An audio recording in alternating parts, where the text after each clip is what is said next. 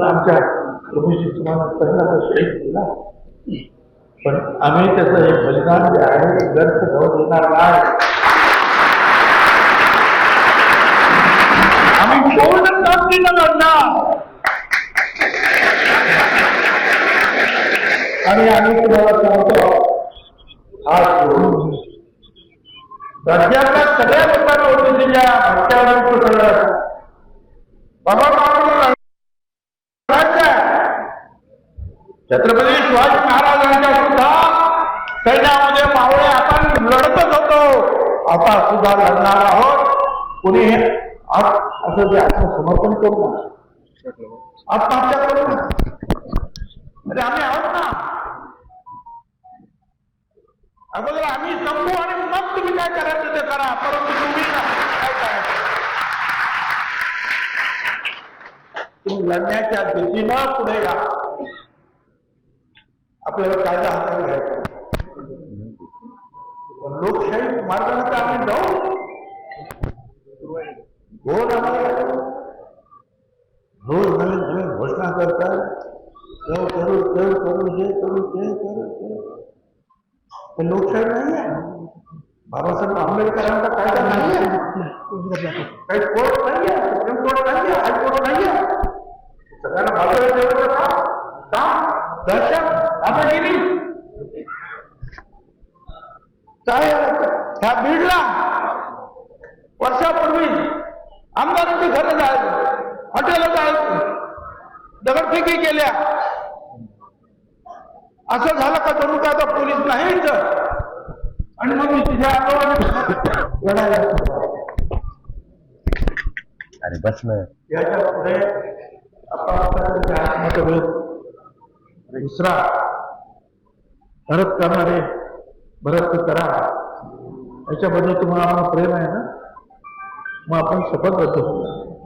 आम्ही त्या सगळ्या आमच्या 18 पकडून जातीच्या त्यांची एकजूट तोडणार नाही. आम्ही एकत्रित राहू, आम्ही एकत्र राहू, आम्ही लढू. आणि हे अनेक वर्षांना मिळालेलं आमचं आरक्षण आम्ही निश्चितपणे टिकवण्याचा राहणार नाही.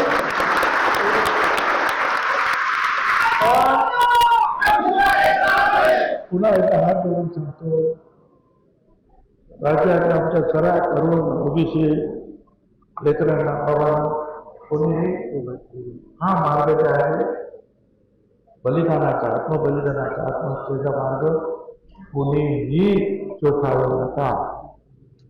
राज्यात देशात अजून लोकशाही आहे आणि त्या लोकशाही मार्गानं आपण आपलं आरक्षण टिकवल्याशिवाय राहणार नाही. आपल्याला किती असू दे, दादागिरी असू दे, काही करा, पण आपण कुटुंब सांभाळ रस्त्यावर आपण करायचं कुटुंब. आणि तुम्हाला गावकऱ्यांना सांगतो, या कुटुंबावर लक्ष ठेवा. काय असं तर आम्हाला सांगा, त्याच्या लेकरा बाळाचे शिक्षण आपण करूया.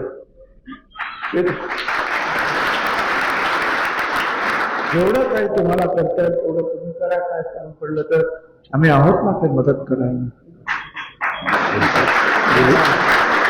तेवढं मात्र. आणि मी पुन्हा एकदा आपल्या सगळ्यांचे जे आहे हे सगळं झाल्यानंतर आपण 1 मिनिट जे आहे सगळं उभं राहायचं आहे आणि भरत करायला जे आहे श्रद्धांजली अर्पण करायचं आहे. आणि जे आहे तुम्ही इथे आमदार ह्या कुटुंबाच्या संदर्भामध्ये त्यांना तुम्हाला जेवढं होईल तेवढं करा, बाकीचं तुम्हाला सांगा. आणि ही जबाबदारी निश्चितपणे पार पाडू आणि सगळ्यांना शांत राखण्याचं काम जे आहे, सांभाळण्याचं काम, हे तुमच्यावर सोपून मी तुमचा प्राप्त आहे. धन्यवाद सर.